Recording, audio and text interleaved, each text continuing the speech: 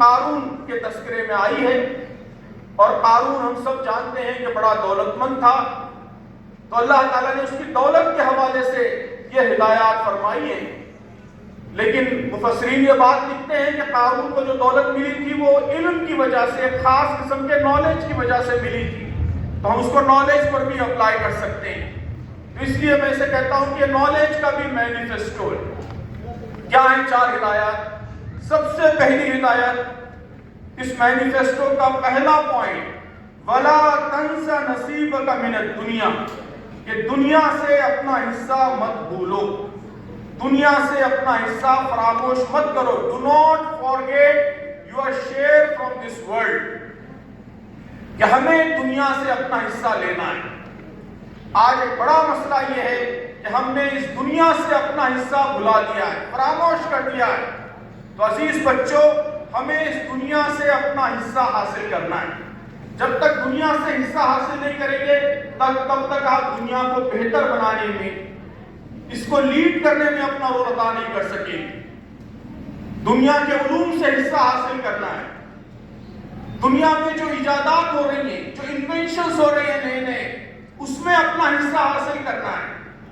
صرف اچھا پڑھ لینا، اچھے مارکس حاصل کر لینا، IIT میں چلے جانا، نیٹ کوالیفائی کر لینا، ڈگری حاصل کر لینا، یہ ایک مومن کا، ایک مسلمان طالب علم کا الٹیمیٹ گول نہیں ہو سکتا۔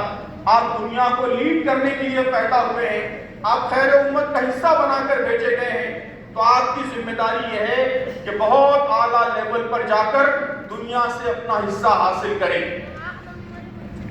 دنیا میں میڈیسن میں جو ڈسکوریز ہو رہی ہیں اس میں اپنا حصہ حاصل کریں، جو نئی ٹیکنالوجیز بن رہی ہیں اس میں اپنا حصہ حاصل کریں، نوبل پرائزز اس میں اپنا حصہ حاصل کریں۔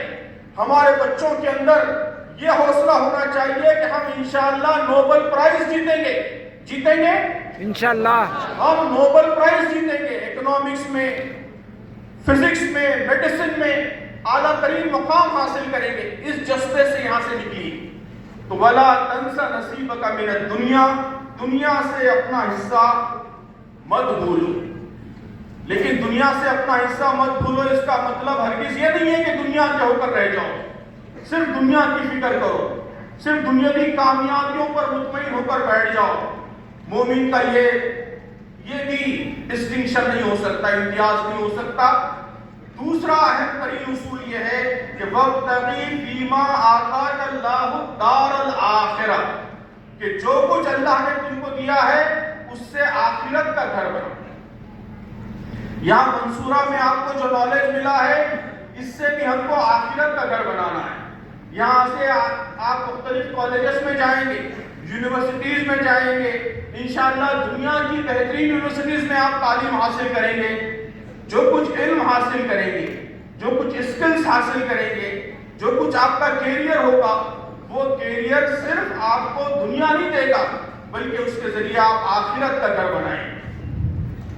یہ سارے فزکس کے ذریعے آپ آخرت کا گھر بنائیں گے، کیمسٹری کے ذریعے آپ آخرت کا گھر بنائیں گے، میڈیسن کے ذریعے، انجینئرنگ کے ذریعے، اکنامکس کے ذریعے، ہسٹری کے ذریعے، جو شعبہ بھی آپ نے طے کیا ہے، جو کیریئر بھی آپ نے طے کیا ہے، وہ صرف دنیا میں کامیابی کا ذریعہ نہیں ہوگا بلکہ آخرت کا گھر بنانے کا ذریعہ ہوگا، آخرت میں اللہ کی خوشی حاصل کرنے کا ذریعہ ہوگا۔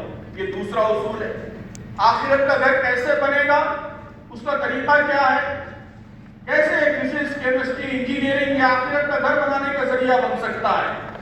قرآن تیسرے اصول کے ذریعے اس کی وضاحت کرتا ہے کہ وہ احسن کما احسن اللہ الیک، کہ لوگوں پر احسان کرو جس طرح اللہ نے تم پر احسان کیا ہے۔ سیکریٹری صاحب نے یہی بات کہی کہ ہم علم صرف دنیا کمانے کے لیے حاصل نہیں کریں گے بلکہ انسانوں کی خدمت کرنے کے لیے حاصل کریں گے۔ کیا آپ میڈیسن پڑھ رہے ہیں، آپ نئی نئی بیماریوں کا علاج کھوجیں۔ آج ساری میڈیکل سائنس صرف امیر لوگوں کے لیے، پیسے والے لوگوں کی خدمت کے لیے لگی ہوئی۔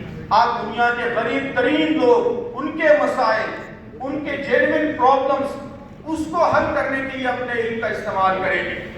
تو انسانوں پر احسان کریں گے۔ اللہ نے آپ کو علم دے کر احسان کیا ہے، آپ انسانوں پر احسان کریں گے، دنیا کو بہتر بنائیں گے، دنیا سے ناانصافی ختم کریں گے، دنیا سے دکھ ختم کریں گے، درد ختم کریں گے، نابرابری ختم کریں گے، دنیا میں عدل قائم کریں گے، دنیا کو بہتر بنائیں گے، اس کے لیے علم کا، اسکلز کا، صلاحیت کا استعمال کریں گے۔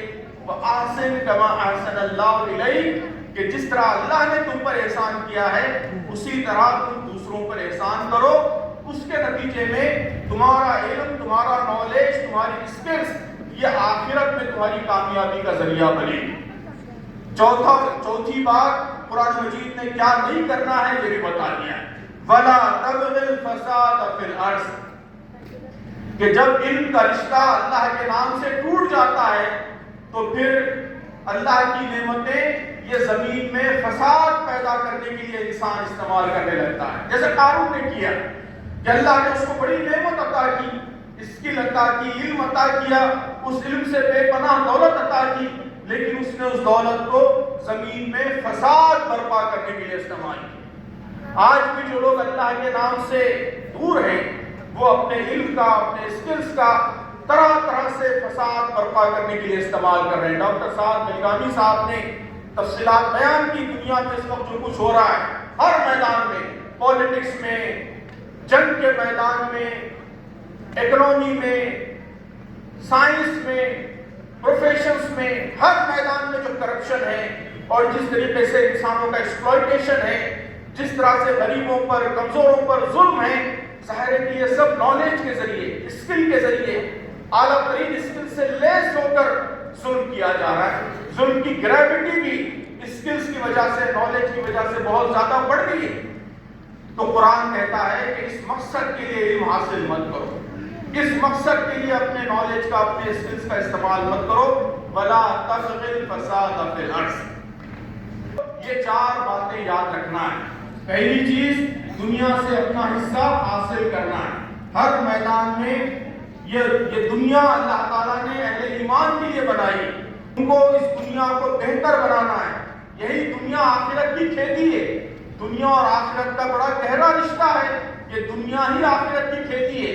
یہاں جو فصل ہم بوئیں گے وہی ہم کو آخرت میں کاٹنا ہے۔ تو دنیا سے ہم لاپرواہ نہیں ہو سکتے، دنیا سے لا تعلق نہیں ہو سکتے، اس دنیا میں اپنا کردار ادا کرنا ہے، اس سے اپنا حصہ حاصل کرنا ہے۔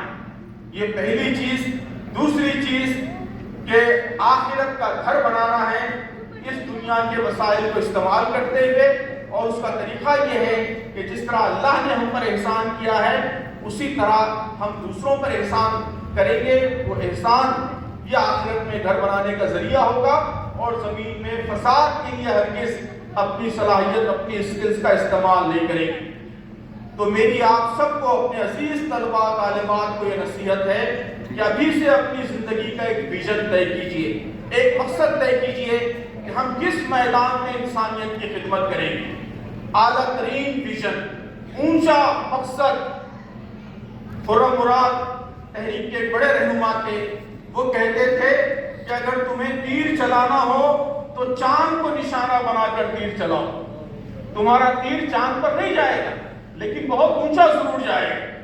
تو چھوٹے اہداف مت رکھیے کہ ہم کو صرف پاس ہو جانا ہے، کہیں فلاں کالج میں ایڈمیشن لے لینا ہے، اچھی نوکری لے لینا ہے، نہیں، یہ بہت حقیر، بہت معمولی ٹارگیٹس ہیں۔ اونچا ٹارگیٹ رکھیے، زندگی کا ایک مقصد طے کیجئے، اور قرآن کے ان 4 اصولوں کو رہنما بنا کر اپنا کیریئر پاتھ، اپنا ویژن طے کیجئے، تو انشاءاللہ صحیح معنوں میں منصورہ کے مقاصد آپ کے ذریعے حاصل ہوں گے۔